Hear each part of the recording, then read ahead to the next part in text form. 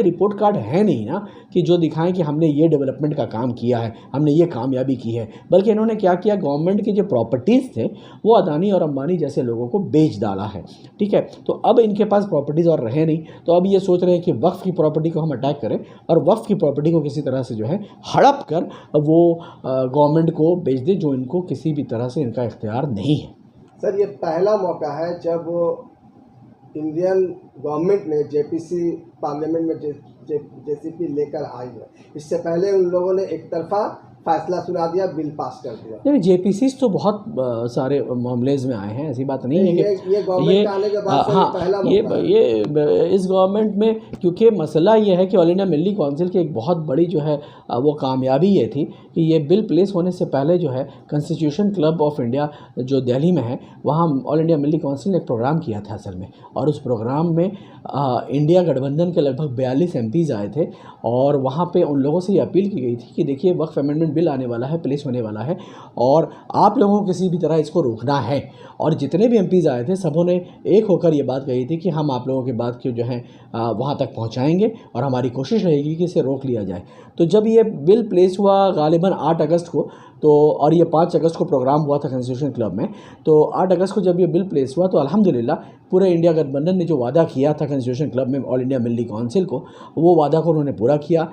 और उसी का ये नतीजा था कि अल्हम्दुलिल्लाह ये बिल वो लोग पास नहीं करा पाए। और जब वो देख रहे थे कि अब बिल पास नहीं करा पा रहे हैं, तो उनके पास ये मजबूरी थी कि वो जेपीसी एक फॉर्म किए कि किसी तरह भी ये बिल आगे चल के पास करा सकें। मगर मुझे उम्मीद है जिस तरह से पूरे हिंदुस्तान में इसकी मुखालफत हो रही है, और जिस तरह से बहुत ज़्यादा जो है इस वक्त जो है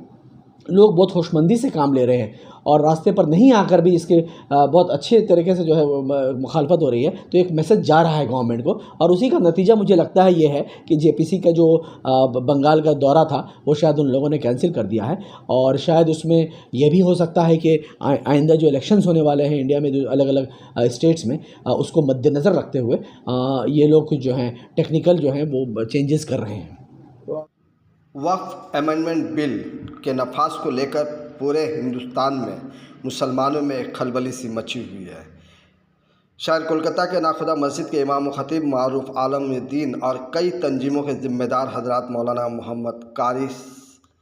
शफ़ीक आलम कासमी साहब ने कहा कि इस बिल के ख़िलाफ़ पूरे मुल्क में एहतजाज हो रहा है। मगरबी बंगाल के इंसाफ पसंद अवाम यहाँ की हुकूमत समेत कानून पर यकीन रखने वाले तमाम लोग इस बिल से नाराज़ हैं। हुकूमत को चाहिए कि बिला किसी ताख़ीर के इस बिल को वापस लेने का ऐलान करे। इस मौके पर इमारत शरिया के कायम मुकाम नाज़िम जनाब मौलाना मोहम्मद शिबली अल कासमी, जनाब अलहाज सऊद साहब इमारत शरिया के मुकामी क़ाज़ी जनाब राफ़ी मोहम्मद महमूद सिद्दीकी साहब के अलावा शहर के सामाजिक कारकुनान और बड़ी तादाद में मजलिस शुरा के अरकान और मरकज़ दफ्तर के ज़िम्मेदारान मौजूद रहे, और सबों ने कहा कि हम इस बिल को रद्द करते हैं और इस बिल की मुखालफत करते हैं। आइए हम सुनते हैं कि मौलाना शफ़ीक कासमी साहब ने इस हवाले से क्या कुछ कहा। मैं Mohammad Shamim Hussain, news desk TV. उसमें बातें क्या आई हैं, अगर कुछ मुख्तसरन। देखिए, ख़ास बात यही है जो आप बैनर में देख रहे हैं, तहफ़्फ़ुज़ औक़ाफ़ के ताल्लुक़ से इमारत शरिया बिहार, उड़ीसा, झारखंड, मगरबी बंगाल के अमीर शरीयत हज़रत मौलाना अहमद वली फ़ैसल रहमानी साहब, और पश्चिम बंगाल से अलहाज शहूद आलम साहब हमारे बगल में बैठे हुए मौलाना एजाज़ साहब जो इमारत शरिया के रुकन हैं और बड़े ज़िम्मेदार हैं। तो आज का जो मकसद था कि वक्फ़ जो अमेंडमेंट बिल जो 2024 आया है उसको हम लोग सिरे से ख़ारिज करते हैं और हुकूमत से मुतालबा करते हैं कि इस बिल को वापस ले। इस बिल में इंसानियत की खिदमत का जो सिस्टम था वो मुकम्मल छीन लिया जा रहा है, और उस पर गैर कानूनी तरीके से कब्ज़ा की एक कोशिश है, जिसको हम लोग मुकम्मल तरीके से रद्द करते हैं और हुकूमत से मुतालबा करते हैं कि इसको वापस लिया जाए। सर, आखिर क्या वजह है कि हुकूमत जो है इस तरह के बिल लाकर मुसलमानों को परेशान करने की कोशिश कर रही है? ये तो बहरहाल एक अफसोसनाक बात है। तमाम हिंदुस्तानी हैं और सबको अपने हिसाब से इंसानियत की खिदमत करने का इख्तियार है, और हुकूमत जो ये बिल आई है ये बहुत ही अफसोस की बात है। इसलिए आज के प्रोग्राम। गवर्नमेंट से आप क्या मुतालबा कर रहे हैं? वेस्ट बंगाल गवर्नमेंट ऑलरेडी इस बिल की मुखालफत में रिपोर्ट पेश कर चुकी है और तेलंगाना हुकूमत भी इस बिल की मुखालफत में रिपोर्ट पेश कर चुकी है। अपोजिशन में सर जो अपोजिशन लीडर है उनका क्या रुझान है इस बिल के बारे में, कुछ पता चले अगर तो? देखिए, अपोजिशन तकरीबन सब लोग इस बात पे मुत्तहिद हैं कि यह बिल वापस लिया जाए, लेकिन जेपीसी के जो चेयरमैन हैं और उसमें जो मेंबरान हैं जो ख़ास बीजेपी पार्टी से ताल्लुक़ रखते हैं, उनका जेपीसी में भी रवैया अच्छा नहीं है। अक्सर व बेशतर जगह झगड़ा लड़ाई ये वो सब हो जा रहा है और हम चाहते हैं कि मुकम्मल इस बिल को खारिज किया जाए। सर, इस बिल के हवाले से क्या कहना चाहेंगे? ये बिल कितना ख़तरनाक है मुसलमानों के लिए और हमारे समाज के लिए? बिस्मिल्लाहिर्रहमानिर्रहीम। ये सिर्फ हमारे समाज के लिए नहीं बल्कि हिंदुस्तान की ये जो 150 करोड़ की आबादी है इस सब के लिए नुकसानदेह है। आज उसका भले खमियाजा हमको भुगतना पड़ने का था, गर्चे इंशाअल्लाह हम लोग इस बिल को सरकार को वापस लाएं। हम लोग तमाम हिंदुस्तान के जो सेकुलर मिजाज हिंदू भाई हमारे हैं वो भी, मुसलमान की जितनी तंजीमें हैं वो सब इस बिल के मुखालफत में हैं और एक ही मांग है, इस बिल को सरकार वापस ले ले, बिल पर कोई बात नहीं हो। सर, क्या मुसलमानों को सड़क पर उतरना चाहिए अगर ये बिल पास हो जाता है तो? ये तो आइंदा की बात है, अभी इस पर कोई बात कहना मुनासिब नहीं है। आगे का लाहेअमल क्या होगा सर? अगर बिल पास हो गया तो फिर क्या किया जाए? बिल पास हो जाएगा तो फिर हमारे बड़े अकाबरीन जो उसूल बनाएंगे उस पर हिंदुस्तान के तमाम मुसलमान अमल करेंगे। हमारे अंदर इत्तेहाद की कमी होने की वजह से हो सकता है कि ये बिल आगे जाके पास भी हो जाए, क्योंकि हम खुद एक नहीं हो पा रहे हैं। ऐसे बिल के मुखालफत हमें जैसे शाहीन बाग में जिस तरह से तहरीक शुरू की गई थी उस तरह से अब तक तहरीक शुरू हो जानी चाहिए थी, लेकिन इस तरह की तहरीक कहीं देखी नहीं जा रही है। आप एक बात पर गौर कीजिए, हमारे यहाँ इत्तेहाद की कमी नहीं है। इत्तेहाद तो इस कौम ने, इस मुल्क के रहने वालों को सिखाया है, पढ़ाया है। इत्तेहाद का तो हमारे घुट्टी में शामिल है, इत्तेहाद इत्तेहाद इत्तेहाद। इसलिए हमारे यहाँ इत्तेहाद की कोई कमी नहीं है। इस हिंदुस्तान में जितने मकबरे हैं, जितने मसाजिद हैं, जितने खानकाहें हैं, जितने औलिया किराम अभी मौजूद हैं, आज जो खानकाह चला रहे हैं, ये सब मुत्तफिक हैं, सबकी एक साथ बैठ रही है और सब लोग इस बिल के खिलाफ हैं कि किसी भी हालत में इस बिल को वापस होना है। क्या लग रहा था कि आज़ादी के बाद एक बार फिर हम लोग एक अलग से जंग लड़ रहे हैं अपनी आज़ादी के लिए? नहीं, ये जंग नहीं है, हम तो जी हैं, हमारा फंडामेंटल राइट है, हम उस काम को करने के लिए तैयार हैं, लेकिन हम अकाबरीन के इंतज़ार में हैं। बहुत बहुत शुक्रिया सर।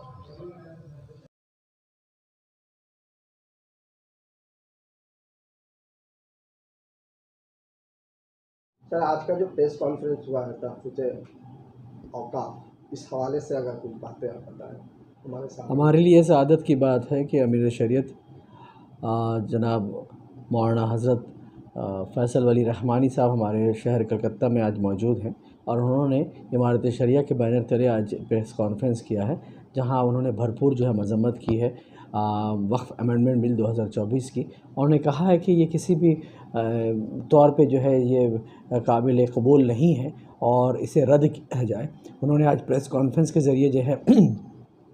गवर्नमेंट ऑफ इंडिया से अपील की है कि आप फ़ौरन इसे जो है वापस ले लिए और ये किसी भी तरह जो है एक्सेप्टेबल नहीं है। और सबसे बड़ी बात है ये अटैक है हमारी शरीयत के ऊपर और वक्फ़ जो नाम है वो अल्लाह की तरफ से दिया गया है, शरीयत की तरफ से दिया गया है और वो किसी भी तरह जो है आप अपने तरफ से जो है एक नया नाम ला देंगे वक्फ़ के चेंज करके उम्मीद और इस तरह से, ये सब एक्सेप्टेबल नहीं है। और जो अमेंडमेंट्स जो हैं उन्होंने गवर्नमेंट की तरफ से 44 अमेंडमेंट्स दिया गया है वो किसी भी तरह जो है वो एक्सेप्टेबल नहीं है। हर अमेंडमेंट में जो है देखा जाए अगर तो कहीं ना कहीं बहुत बड़ी खामियां हैं जो हम एक्सेप्ट नहीं करते हैं और वही बात जो है हज़रत अमीर शरीयत की तरफ से आज पेश आई है, उन्होंने प्रेस कॉन्फ्रेंस में रखा है। और इसी सिलसिले में कल एक प्रोग्राम जो है होटल आइवरी ग्रैंड में शाम को 5:30 बजे जो है होने जा रहा है जो इमारत शरिया के बैनर में होगा और हम उम्मीद करते हैं कि कलकत्ता के बहुत मारूफ शख्सियात वहाँ पे मौजूद होंगे, जिसके कन्वीनर मौलाना शफ़ीक कासमी साहब जो हैं जो ऑल इंडिया मिली कौंसिल मगरबी बंगाल के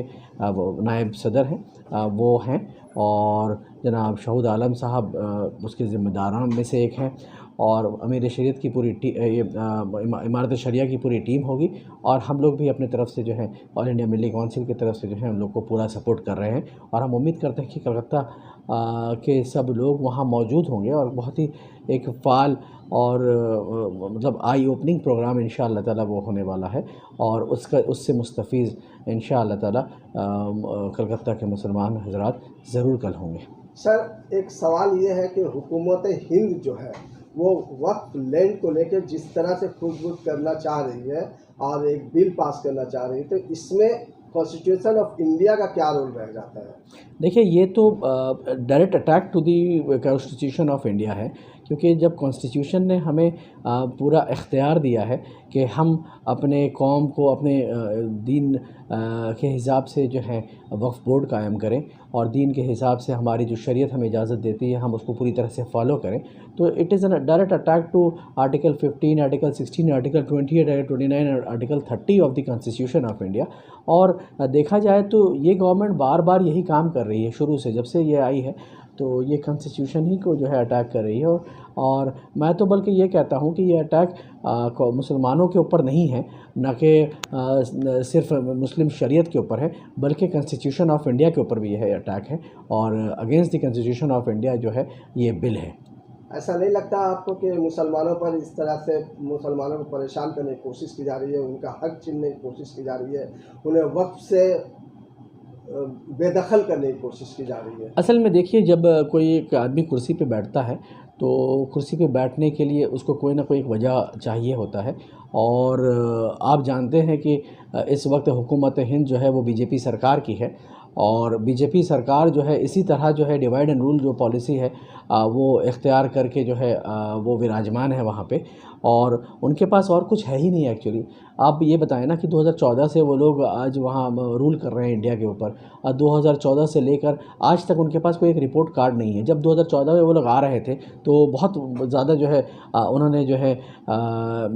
लोगों से जो है कमिटमेंट्स किया था कि हम अच्छे दिन लेकर आ जाएंगे, तो 15-15 लाख रुपए सबके अकाउंट में आ जाएगा, तो 2 करोड़ नौकरियाँ हम हर साल देंगे, और पेट्रोल का दाम जो है वो 45 रुपये चला जाएगा, डॉलर का दाम जो है वो भी गिर जाएगा, 60 रुपये से 40-50 रुपये के अंदर आ जाएगा, और गैस का दाम गिर जाएगा। मगर हम लोगों ने क्या देखा है इन 10 सालों में? हम लोगों ने यही देखा है कि पूरा उल्टा हुआ है इसका। गैस के दाम आज 1000 रुपये के ऊपर चले गए हैं,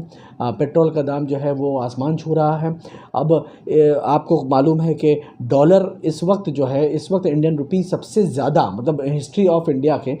में देखा जाए तो सबसे कमज़ोर रुपी इस वक्त अगर है तो वो इस वक्त है, और डॉलर का दाम आसमान छू रहा है, और गरीब और गरीब होता चला जा रहा है, किसान जो खुदकुशी करते चले जा रहे हैं, और जीडीपी गिरते चले जा रही है। हमारी जीडीपी इस वक्त बांग्लादेश की जीडीपी से भी बहुत ज़्यादा ख़राब हो गई। तो इनके पास तो कोई क्या लगता है कि आने वाले दिनों में ये वक्त का जो बिल है अमेंडमेंट 224, जितनी होशमंदी से मुसलमान इस वक्त काम ले रहा है, और हमारे उलमाए इकराम, हमारे बुजुर्ग हजरात इस वक्त काम ले रहे हैं, मैं उम्मीद करता हूँ इंशाअल्लाह ताला कोशिशें रायगा नहीं जाएंगी और ये बिल को रद्द कर दिया जाएगा। बहुत बहुत